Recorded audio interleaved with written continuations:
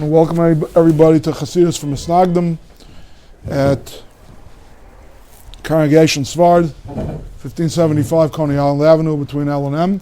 I want to thank the good people at TorahAnytime.com for making this year available for those who can't make it, but for those of you who can, you're invited. It's always better with Pilpul Chaverim, B'dibuk Chaverim. Please come and attend this year. Before we get started, also I want to dedicate the schus of tonight's Limud HaTorah, L'Kayim Banu Chachmei Yisrael. I don't know everyone's names, we would put into a Mishnah Berach, but a lot of Gedolei Rabbanim, Rosh Yeshiva, Admairim, need a refuah shleima right now. May our Limud HaTorah be a schus for their refuah. Okay. We're going to be learning tonight a shtickle from Likutei Torah. A lot of Sfarim called Likutei Torah. This particular chibur, Likutei Torah, is one of the chiburim of the Rav, also known as the Balatanya, the Alter Rebbe. For the real Misnagdim in the room, who've been living in a cave for the last 200 years and have never heard of the Balatanya, so I'll give you a very brief biographical sketch. Balatanya was Reb Shneur Zalman of Liadi, hence the names of the Admairim of Chabad are Shneur Zon. They're all descendants of this Reb Shneur Zalman. That's where they took the family name from.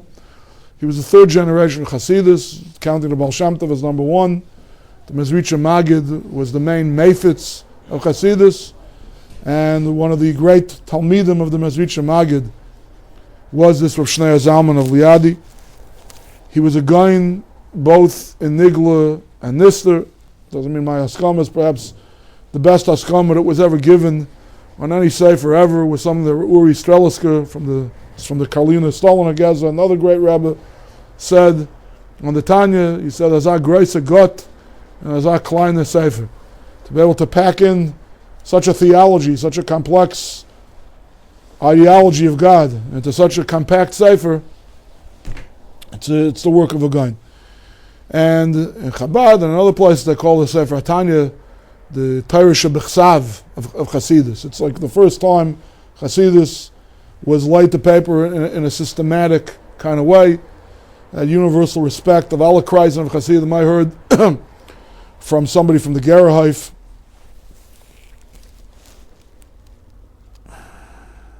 Rapin 11. I think Zivik Shani he was a brother-in-law of the Ger Rebbe. He was an Einikal of the Sfas Emes. He was Rabbi Shammai Levine's brother. And anyway, Rapin 11 told me that he was a Polish Chassid, obviously a Ger Chassid. He said in the Altaheim, he said every Chassidish young man, didn't matter which Rebbe you traveled to, Alexander, Ger, Radomsk, Strikiv, Novominsk, it doesn't matter. If you were a Chassidish young man, you had in your talos battle, you had a Siddur, a Tillim, and a Tanya. Everybody learned Tanya. So we're not learning Tanya tonight. Being that it is a systematic sefer rather than one that's set up on the Parsha, it's a little bit harder to just extract a little piece from. But this is another one of his great chiburim. It's called Likutei Torah. And we're going to be learning a piece that even though it's from Parshat Tzav, it has to do with chametz and matzah. And without further ado, let me hand it out. The handout has two sides. One is the photocopy of Likutei Torah. I really want to start with the other side. Okay? So take one, pass it back. I'm going to need one from, actually no, I can work off the originals. Okay. This particular shtickle of Likutei Torah, you have to pass to the back table too. I don't have it back. This particular shtickle of Likutei Torah struck me quite a bit because he reiterates and expands on themes that we've seen both in Bnei Yissaschar and in the Siddur Shel Shabbos. In particular, what it means, the Kedusha of eating, and then the neshama that's machaya food, so to speak, that Indian that we first touched upon in Siddur Shel Shabbos, and the importance of Emunah Pshuta even for very highly intellectual beings that we saw in Bnei Yissaschar. He quoted from the Chassid Yavitz about how all the people who studied philosophy in Sfar during the Gerush, they weren't Ayman ben Asayan, and all the simple Jews, they were Ayman ben Asayan, and so on. Okay, take a look. There's a Mishnah in Brachos. Birach ala Paris, daf mem amud aleph. Birach ala Paris ilan by pri adama. Let's say b'diavad you didn't make the right bracha. Yeah, you made a by pri adama on an apple. Yatsa, you can buy into the apple. Val Paris haaretz by pri eitz lo yatsa.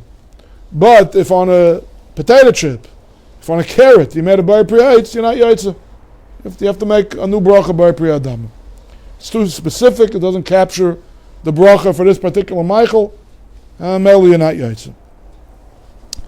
Okay, now you look at the underline in the Gemara.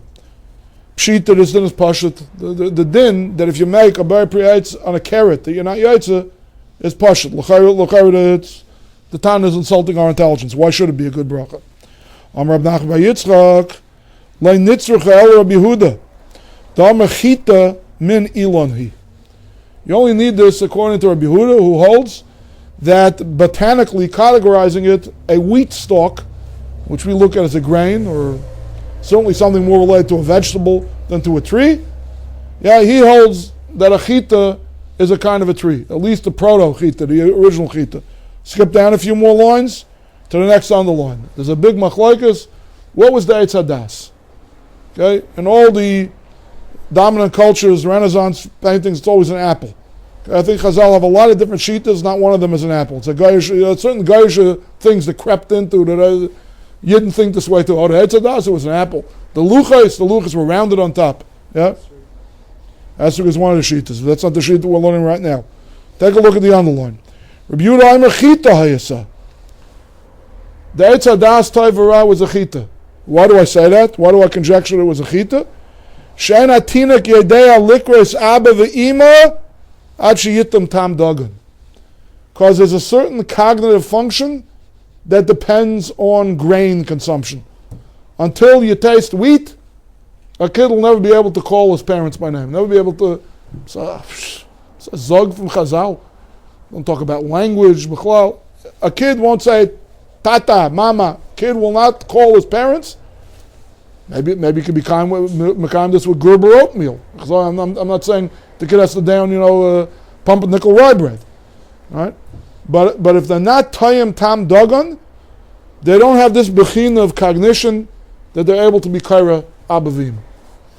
He says the Eitz Hadas is so called for a reason. It's called the Eitz Hadas because it gives das.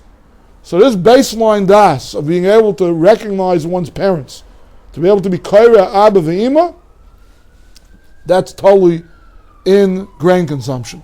The mele, it must have been that the original Eitz Hadas was also a chita. It's called an eitz. It may have been a chita, but it certainly was an eitz.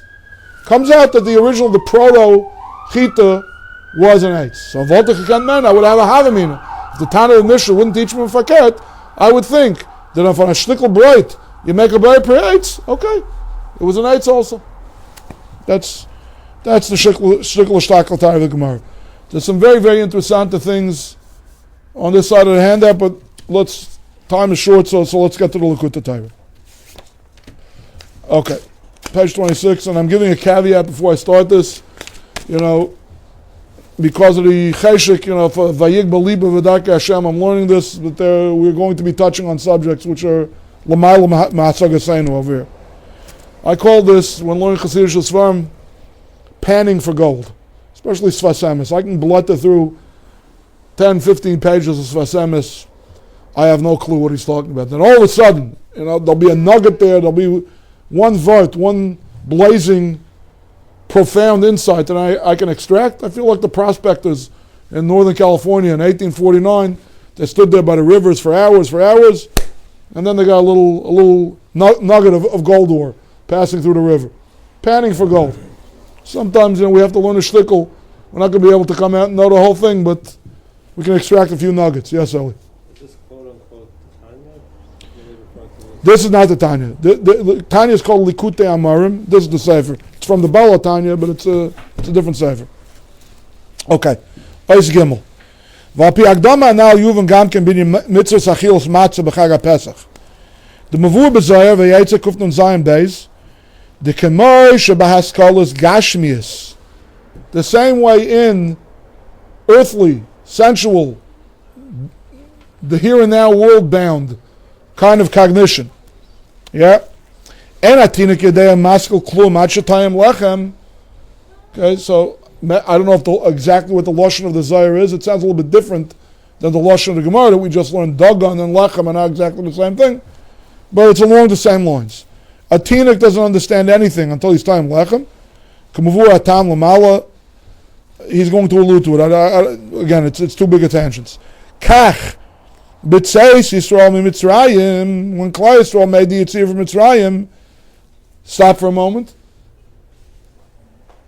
Haben Yaakov li Ephraim im Yelod Shashuim. Right? The infancy of Klal Yisrael was Yitzias Mitzrayim.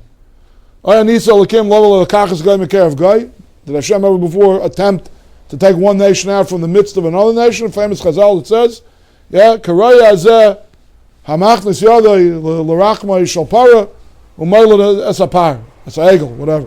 Right? Love l'kach like guy mikerav guy, Chazal interpret like hakerav akrayim yichas b'am, the innards. Did Hashem ever try to extract one nation out of the innards of another nation?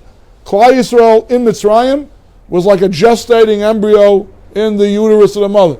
And Yitzias Mitzrayim is our birthing process. It's quite literally the birth of a nation. Right? So Klal Yisrael was a tinik. Klal Yisrael was an infant by Yitzias Mitzrayim.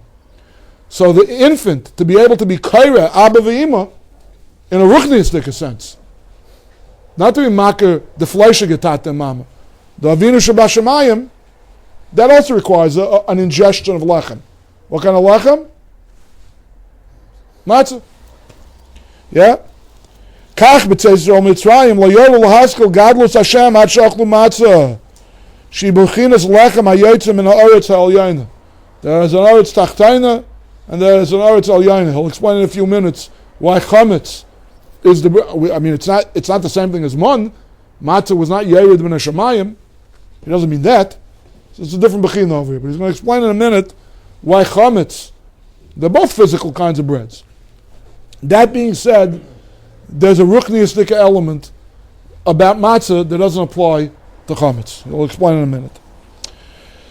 Shal matzah pi Hashem aninshach b'lechem zeh yichya adam. This we already know. We saw this in the Sidur Shel Shabbos. It brings from the Arizal, famous pasuk. It says, "Ki lo al lechem levad yichya adam, ki al kol matzah pi Hashem yichya adam." There's a matzah pi Hashem. There's something that exuded kaviyachol from the mouth of God, that informs, that gives form, that gives surah, that gives some kind of a life to lechem also, and that's the part that's mechayed the neshama. We saw later. Was it last week in the Bnei Yissaschar that when the Zettel Cotton of Ramelech Lezhensk, we saw that when you time a tam toiv, when you taste something good in food, that's the matzah pi Hashem. You're tasting the ruchnius of it. Tasting something is feeling the ruchnius of the thing. That's the matzah pi Hashem. Right? So he says like this. He's busy in the earlier shtickle over here. He's referring to Mavur Leil. He wants to know how things can skip a step. How can it go that it's Semeach, can be Mechaya, a human being, and not another Balchai? That a Balchai, that an animal should graze on grass, he understands. That a human being should be able to eat fruits and vegetables and bread. L'chayr, it should be that the fruits and vegetables and bread have to be transformed into Balei Chaim, into fish, into fowl, into animals. And then the human being should draw their sustenance from that. He doesn't understand why the Matzah pi Hashem of Tadsha Eretz Desha should be more of a Mechaya than the Etzem, Nas Adam, the Matzah pi Hashem that's already Mechaya human being. This is what he's busy with in the earlier shtickl. But at any rate, he's saying now that the Matzah pi Hashem that's in the Lechem gives the Neshama of a human being Matzah pi Hashem nimshich b'lechem zeh yichya adam v'hanefesh aloikis leidu l'haker es misham avayim. What does it mean when it says yichya adam? It doesn't mean yichya the heart. It doesn't mean that the biological plant. That could be from the physical nature of the bread. The nutrients that are broken down through the digestive juices, the digestive process. That's what keeps the physical plant alive. What do you mean when we say yichya ha'adam? We mean the adam shabadim. We mean the seichel shabadim, the meichen. Chabad Chassidus concerns itself very much with the top three spheres of the mystical emanations, the spheres they're called. Right? So there's Meichen and Midas, the top three, which are configured Kesser Chachma Bina or Chachma Bina Vadas. That's where Chabad takes its acronym from. The top three spheres, which deal with cognition, with the mind, are called Chachma Bina Vadas or Kesser Chachma Bina. So that's the Yichya Hadim.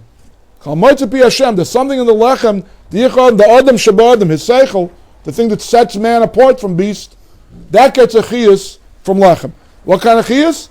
To be able to be kaira abba v'ima, to Avinu Shabbat Shemayim. Canal. Just as there's a temporal world, a here and now kind of world, chiyus, that we get from lechem gashmi, that we say a tinuk can't be makar his physical father and mother without the taste of lechem. Kach nimshim achilas matzah v'pesach chiyus l'das ha-nefesh alikis. So too, the specific kind of lechem called matzah gives a chiyus to the nefesh alikis to be able to be makar the av aliki, not the flesh of the bas of adam av. The Indian, why is it something that's miyuchid only to matzah on Pesach? Why isn't this true of other bread that we eat the whole year? So matzah pi Hashem, the bread. We believe that the bread has some kind of a chiyus ruchni. So why can't that make our mind savvy to Avinu Shabbat Shemayim l'misham avayayim? What's that for an unkum and matzah? Why does it have to dafka be matzah? The Indian, ki achametzu b'china. I want to say something parenthetically. A lot of the next paragraph is what we would call stale old Torah. I've heard this 100 times. You may have heard it 100 times, but I suspect this is the makar. This is probably where it said it first. There's secondary sources keep on quoting this. In the passage of years, people even forgot, who was first Megala, the Shtikl Torah. There's an old sefer, the Baal Tanya's, 270 years ago already? I don't know, long time ago. I suspect that this one, I'm not saying the earliest source, but one of the very early sources. Of course, not the earliest sources. This is based on the Torah of the Baal Shem Tov, and the Baal Shem Tov based on Kitzvei Ari. This is a very early source for this Shtikl Torah he's about to say. The Indian, ki achametzu b'chinas hagba v'is nasus, shetefech v'aylu magbias atzma. The difference between chametz and matzah is oifkebluzen. Chametz is swollen. It's high. It's egotistical, if you will. It's full of itself. It's full of hot air, right? But it's the same raw material, same flour and water you started off with when you make matzah. But with the passage of time, it rises. Ask any balabasta, how has to rise? It's rising. It's something that rises. Matzah is something that does not raise itself up. It's close to the ground. So too in avodas Hashem, chametz hu b'china hisnasus v'gasus haklipa. Chametz is, what is it, hisnasus? What does it mean when something rises up? When it rises up, it's also more external. If there's a kernel in a shell, if there's a kernel in a husk, by definition, the kernel is always smaller and lower than the shell is. The shell is bigger, the shell is more external, shell takes up more space. And again, Chassidus ideology and the Kabbalistic ideology, the klippas, the things that are husks, that are shells, that are externals, that's always associated with the Sitra Achra, with the forces of evil, with the forces of Tumah. That's not Kedusha. Kedusha is in what's internal. And in this case, saying what's internal is small and is low. Correct. Masha'enkein, matzah b'chinas shiflus v'achnaz, b'chinas batal ritzayncha. Okay, we all know the famous the limud in Pirkei Avos, batal ritzayncha mitnei ritzayna. V'zeh ki yischametz levavi. Yeah, there's a pasuk in Tillim that says ki yischametz levavi. Really means when I start being beicha barad. That's if you look in the Mefarshim there on that pasuk, I think it's Kapitel Yud Zayin. Ki yischametz levavi. It means when I start being naita to doing averis, to doing ra. Him sha'alev ha'naita l'hashia l'chametz. The verb that the Meshayer uses to describe being beicha barad, making the wrong choices, is called chimutz. V'chein b'loshe Chazal, kan koyeshe hichmetz, kan lacheshe hichmetz. I'm not sure if that's referring to Elisha ben Avuya Acher. I didn't look up this medrash. I mean, there's a Gemara. But whatever, it's a reference to somebody who you call in our contemporary parlance who went off the derech. So, I mean, I know he's not quoting this the Likutei Torah. But there's another famous metaphor of Chazal referring to a Rasha ben Tzaddik. They call him Chaimitz ben Yayin, vinegar, the son of wine. It's also Chaimitz Meloshen Chimitz. Rasha is always associated with this. V'chein mashal hayetzahar l'sar. We know that the Yetzirah is compared to yeast also. V'amru mi me'akev sar shebe'isa. The famous Chazal that says, Goli v'yadu l'fnei misham v'ha'ayim, it's well known before the one who spoke and the world came into being. She'ritzayneinu la'as ritzaynecha. We want to do your will, Hashem. U'mi me'akev al yadeinu is preventing us from doing so. Sar shebe'isa v'shibud malchis. The Golus, the Shibud Malchis prevents us, and our own Yetzirahs, and the metaphor for the Yetzirah is Sa'ar shebe'isa, the yeast in the dough. From all of these chazals and from these biblical allusions together, we see that chametz has to do with ra, with Yetzirah, and he says the nakuda, the main point is the hisnasus, the gaiva, the yeshus, and the external factor of it. V'hainu m'nei shebechinas gasus u'makar kol ha'nefilas. L'tayvus v'chol min ra, Hashem yishmerenu. If you want to know, we say in the Eifun Zemama Loshen, the love of money is the root of all evil. The Yiddish concept is hisnasus gaiva, that's the root of all evil. Gaiva brings you to taiva, and gaiva brings you to kilus, and all the bad midas. Everything comes as a result of gaiva.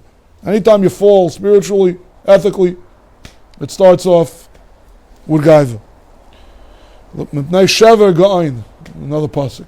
Before a brach, before a downfall, there's gain, there's genius, there's splendor. V'hinei yadua. The Begaras Mitzrayim Yisrael Mekushar Ma'od Lamata. Vayasichlam U'dais U'chinas HaMetzar M'gvulim Gashmi Yis HaOlam. Hagam Liyas Yeshnei further. Okay, before I touch the words of this, I want to say a shlik l'agdama, and maybe a paradigm shift in the way we think about things. Most people, I can't say most people, your dad Tzadik Nefesh B'Yamta, I know how I thought before I started looking at Sfarim like this. Most people think that infinity, when you talk about something being infinite, that means no limit on my days. I'm not living for 80 years, I'm not living for 1,000 years, I'm not living for a Google years, just all the time in the world, another day and another day and another day, and that's what infinity means. It could be that that's what being infinite is, but I don't know if that's the whole thing of what infinite is. Could infinite be, instead of, I'm not so good at math, let me say an average lifespan is 80 years today with modern medicine. Let's say that's, 5 million seconds on the clock. Maybe it's a lot more, maybe it's a lot less, I'm not good at math.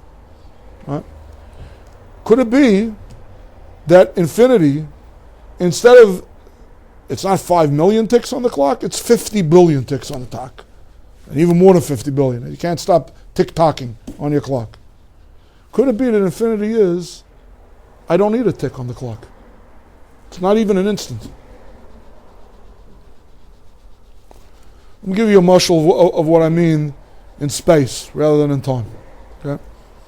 We know in physics there's a conservation of mass and energy. You start a chemical process with X amount of mass, at the end of the chemical process, you're not going to have more. You can never have more. You can deteriorate something, but you can never have more.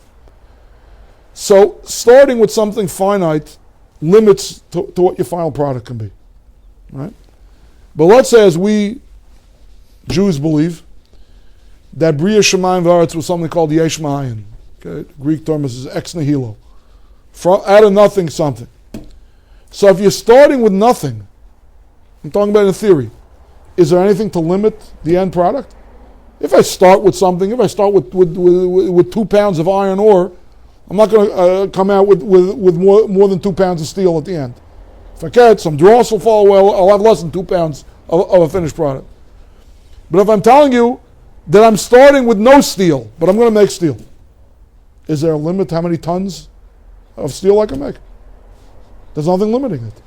It's not defying that law of physics. I started with nothing. What's the limit?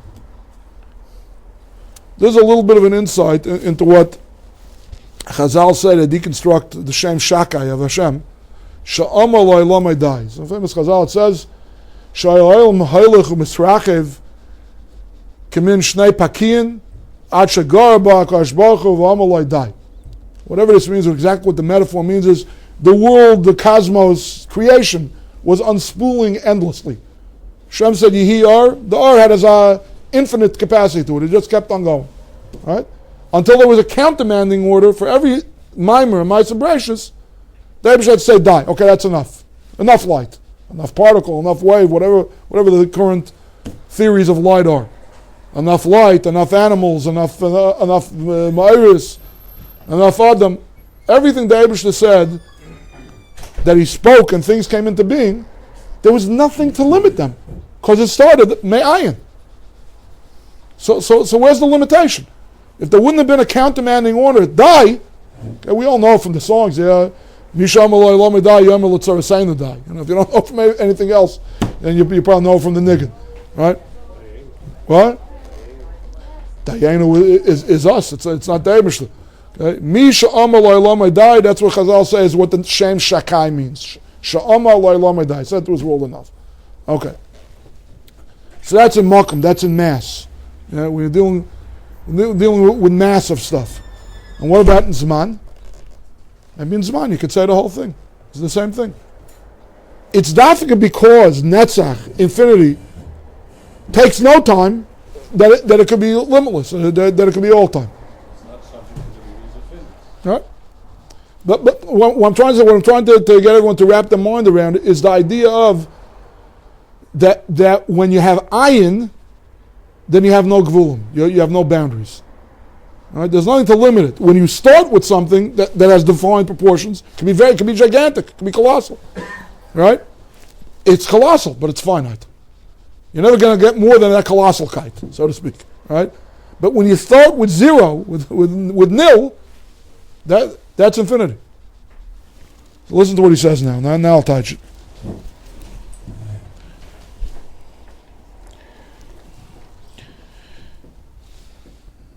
He says it, others from say it, that the shirish of the word Mitzrayim is Mitzarim. Yeah? The Bar Metzra, boundaries. Okay? A Meitzar means something bounded, something with gvulim. And in particular, a tight squeeze. Mina Meitzar Karasika. Particularly if the Mitzarim are constricting and confining and you feel choked by the Mitzarim. That's what Mitzrayim. Mitzrayim was literally choking off the life of Klal Yisrael. But the point is, because it's Gashmius, because it's in the world of Yesh, a mighty empire, they spread over the entire known civilized world. The ancient empires of the world, right? Yeah, but they had Gvulim. 127 Medinas, Achashverosh had. But he didn't have 128. He didn't have more than 127. The demarcation points, the Gvulim, the Mitzarim. Mitzarim has to do with his snasus, with Yeshus. Yeshus, you hear? You're a something? A something is limited. No matter how great it is, how big it is. In a certain sense, it's self-defeating. You want to blow yourself up? You blow yourself up, but at a certain point the balloon pops. There's a gvul to how far something can be blown up. But a nothing is everything. A nothing is limitless. Nothing has no mitzarim.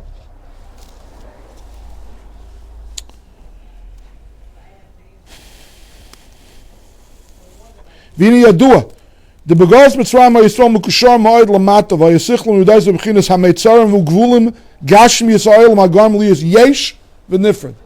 The etzem gashmius of this world causes us to be a yesh, to be a something, and a something is not mekushar to the Eibusher. A something is nifred. Because the Eibusher is ain't seifi. The Eibusher is taka infinite. You can't be finite and really be connected to something infinite. It's a title to Sasri. It's an oxymoron. If I'm finite, then I'm not plugged into the infinite.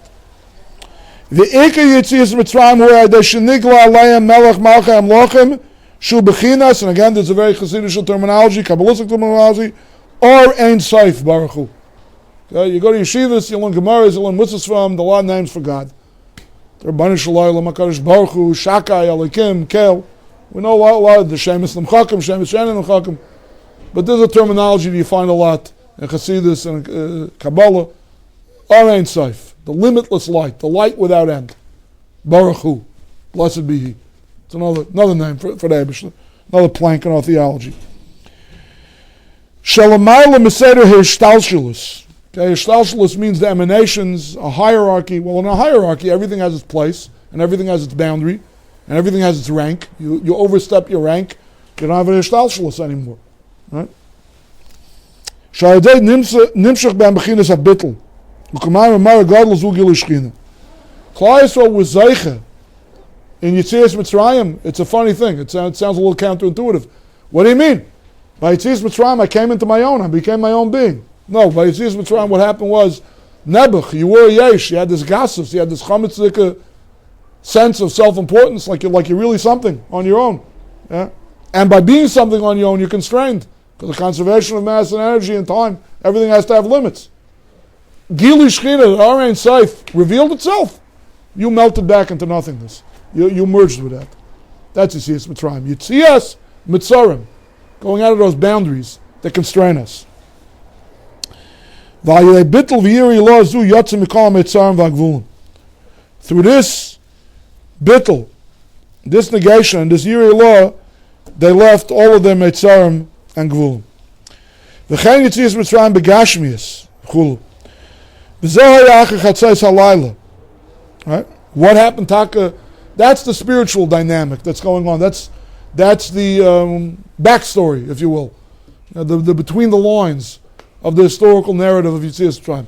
And what Taka happened by Yetzias Mitzrayim? They burst forth from their jail. It was a jailbreak. It was a massive jailbreak. And Rabbi Mechaya says in Karakamach, he says the famous kasha of why Kaviyachal, the Eibishter's calling card in Aseh Dibris, why Hashem introduced himself Asher Etzisichem Eretz Yisrael and not Asher Barasi Shemayim V'aretz. I know what Ibn Ezra says. Rabbi Bechaya says in Kada Kamach, because Hayos, that the highest form of tzedakah is Pidyon Shvuyim, and the greatest historical act ever of Pidyon Shvuyim was Yetzias Mitzrayim. That's how the Eibishter wants to identify himself. Ki Amayti Aylam Chesed Yibana. In a certain sense, it was a bigger chesed than B'riyah Shemayim V'aretz. Pidyon Shvuyim of Yetzias Mitzrayim. It's a massive jailbreak. You're being paid a shvuyim. That's what's going on by Yetzias Mitzrayim. We forget that aspect sometimes. Because I'll say that before Yetzias Mitzrayim, no individual Eved was ever successful in breaking out of Mitzrayim, busting out of Mitzrayim. V'chein Yetzias Mitzrayim begashmius, that happened after Chatzais. V'zeh acher Chatzais Laila. Omnam, what did it say by Chatzais Laila? Hineni Yaitza. This Gili Shechina, this Gili of the Ein Sof. That happened leading up to and at the moment of Chatzais. And after Chatzais, it had its physical manifestation in the here and now world, and that was Yetzias Mitzrayim. They were commanded to eat matzah before Chatzais.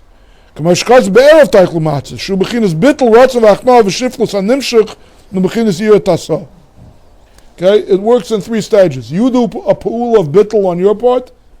You are what you eat. You identify with matzah, not with chametz. You're not oifkablazen. You're not blown up. You're not full of yourself. You're not egotistical. You're simple. You're close to the ground, close to the earth that you came from, the kind of bread that you're eating. Okay, that is our yira, the yira tasah, the lower kind of yira, a sense of bittul, klapi Rabbi Shloim. There's always a sympathetic vibration. It's a rusa de lasata, it's myra, it's a rusa de leila. An awakening below evokes an awakening on high. That's chatzais halayla. That's the Gili Shechina. And the two of them together bring to the actual Yetzias Mitzrayim in the here and now world. That's the preparation and the vessel, the tool. To the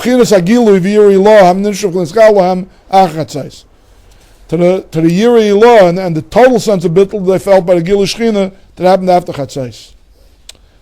Okay, that's point number one, the difference between chametz and matzah. Now he's going to take it a step further, and again, the issue he's dealing with over here is, why do we say that when it comes to recognizing my flesh and blood, father and mother, I can eat chametz, I can eat any kind of dagan, and a tinuk is kaira l'abiyima when he's tying tam dagan. But when it comes to being makar Avinu Shabashamayim, then you need dafka matzah. So listen to this. V'gam nikra matzah b'zar michla d'mehem nusa. The sukkah is called tzila d'mehem nusa, the shade, the shadow of Emunah, and matzah is called the food stuff of Emunah. She'emunah hu gam ken bechinas bittel shemevatel sichlei. Emunah starts where rationale ends. There is very few less narcissistic, less egotistical acts than living with faith. Basically, when I live with faith, I'm checking my humanity at the door. Because to be a human being means to be a Baal Seichel. Your ganze Chabad, your ganze Kesach Chachma Bina, it's all out the window. I check my brain at the door. Sounds a little cultish, but it's classical Yiddishkeit over here. Emunah is ich bin ein Mensch. So I'm nothing. It's an arrogance, it's a hubris of human beings to say, if I don't chap it, if it doesn't speak to my mind, if I can't wrap my mind around it, I reject it. It's meaningless. It's meaningless? It's only meaningless because you're meaningful. Because you're self-styled meaningful. Because you convinced yourself that your Klein Kepler means something. So if it's beyond the boundaries of my mind, so it's to be rejected. I can't deal with it. You take a leap of faith, you believe in something that you can't wrap your mind around, that's a self-abnegation. That's a bittul hayeshus. That's battle ritzaynchem mipnei ritzaynai. It's bittul. Like bittul chametz. Ka'afradara. I'm nothing. My mind is nothing. Einad mavade. It's only the Eibishter. That's all there is. I do understand. I don't understand. It's beside the point. I'm nothing. She'emunah hu gam kein bittul shemevatel sichlei. Ve'ena mevakesh tam. Rak maimin ha'emes b'emunah ha'tahara. Maybe there's also a little bit of an underpinning why Parshas Parah is one of the Parshas Pshah. Why Parshas Parah is because they had to be makov the Korban Pesach b'Taira. So if the Tmei Meis wouldn't have meichatas that you make from the Ephra Parah, but like this, the idea of chukim, the idea of bittul haseichel, is essential to the Yetzias Mitzrayim process, and it's really what Matzah is all about. Also, as a bittul hayesh. V'nimshach b'china zu b'neshama aydei mitzvah achilas matzah. How do we get that kind of sensibility? How do we move from having to rationalize everything, having to understand everything, to just being able to be makabel things with emunah pshuta? Matzah. Matzah is the food that nourishes that muscle in our souls, in our makeup. V'u'al derech sheniskal el mimashal sha'alechem mechaya ha'sadam v'u'al derech mashkal zal she'en atiyik yedei likris abba ad sheyitam dehine yediyas atinik liyizkaris abba shenimshuch v'nischadish b'yadei shetam tam lechem en yediyazu etzla b'bchinas havana v'tam v'das gomer. You know, we have a word for people who have the IQ of 2-year-olds. Down syndrome, mongoloid, arrested development.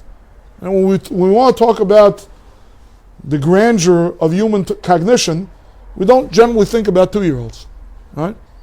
But 2-year-olds or 1.5-year-olds, if they're very precocious, okay? And usually for most of us, the first words out of our mouths when we're learning speech is tati or mommy, usually mommy before tati, right? So what kind of a das is that? Well, we have a Tana that says, oh, the Eitz HaDas must have been a chita. Why? Because babies don't call their parents Abba and Ima until that's das? Yeah, it's a higher kind of a das. Or let me get to a nakuda that I think you're saying. Again, these are all words. You know, you read in English, even the finest translation, Art Scroll, whatever the name of the Nusach Harisa, the translation is. Excellent translations. You know, you read wisdom, understanding, knowledge. What do these things really mean? They're vital words. I didn't write a thesaurus. I didn't hit shift F7 on my Word document. What's the real nuance of meaning? So this, it says in Svarim HaKadosh, and I think the Baal Tanya is alluding to this right now. Will you let me go another 5 minutes? Because I'm not only I'm in the middle of the piece, I'm in the middle of the underline. Let me just finish the underline. Das, yeah, is that function of the mind, that chelik of human cognition that allows us to connect and to unite with something. And that's why it says it's Sfar HaKadosh, and that's why it's the same verb, it's the same pula, that the Goyim call it carnal knowledge. Vayeda Adam Eschava Ishtay. Das. What does that mean, Vayeda Adam Eschava Ishtay? He gave her a 80-question questionnaire, I need to get to know you better? No, it means their bodies came together and united. That's Das. Das, whether it's happening by the guf or whether it's happening by the mind, that's what Das is. Das is the connective tissue, the uniting, the coming together. Eitz Hadas Toivara.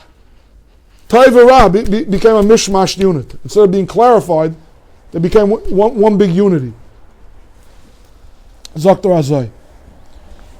What's the Das that a teenage has? It's not a Havana, it's not what we would call an intellectual understanding.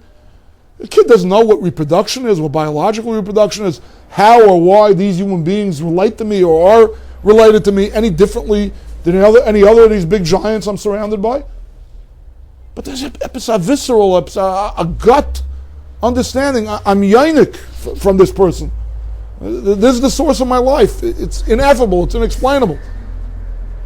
But a 2-year-old knows it. And a 2-year-old is connected by it. And maybe it's dafka because they're not so clever. And they couldn't figure it out intellectually that they have that kind of das to be kaira abavima. Dehine, again the underline in the left-hand column. Dehine yediyas atinik, by the arrow. Dehine yediyas atinik li is kaira abavima. Shenimshav nischash by adesha tam tam lechem. And yediyazu etzla yimchinas havana v'tam v'das gomer. Is that what we would call understanding? Kid doesn't understand what a parent is. Oh, I understand, biological reproduction works. Oh, it's you two guys? Okay, yeah. You must be my tati and mommy. That's not how it works. He has no idea why this person is father, or why he loves him, why he needs to love him. But he still calls him tati. Who is kasher shalei ba'aviv shalei adei tam v'das amusa getzlei. It's a das without das. It's a das of ad lo yad. I just connected a minute ago, Parshas Parah. There's a din in Chazal that when you have a shana muberes and you make an order beis, that's when you make Purim. Lahasmich gula l'gula. Shabai gula is makifas. There's a connection between the ad lo yad of Purim and the Yetzias Mitzrayim of Pesach. I think the Baal Tanya is making that connection right here. The kind of das that we're looking for from Matzah is the das of non-das. It's the das that's not what we would call intellectual understanding. But it's the das of connectedness. I recognize you as my father. I can't explain it, I don't understand it myself, but I know it. And I'm connected to you as a result of this kind of knowledge. In a certain sense, it's a very low kind of thing. This kind of a kesher, this kind of a hiskashrus is very, very strong. And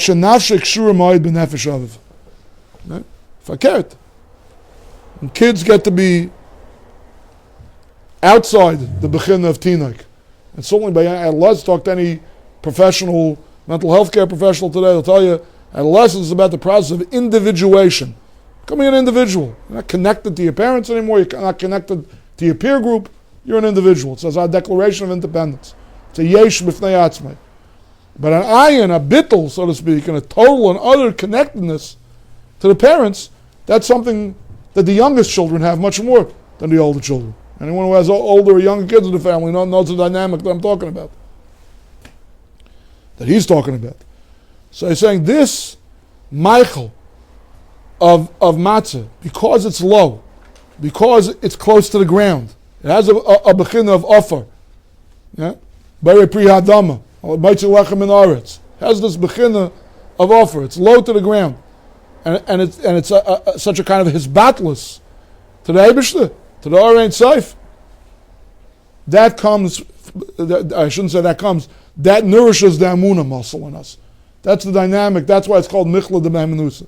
It's Michla de Emunusa because without a sense of independence, with a sense of utter melding and hiskashrus into the parents, That's the kind of dagan that we got to eat on Pesach to be able to be makar and a tina kar la'abivima at sheyitem tam lechem at sheyitem tam dagan. Should be zeichet to Yisias Mitzrayim and all the mechinas.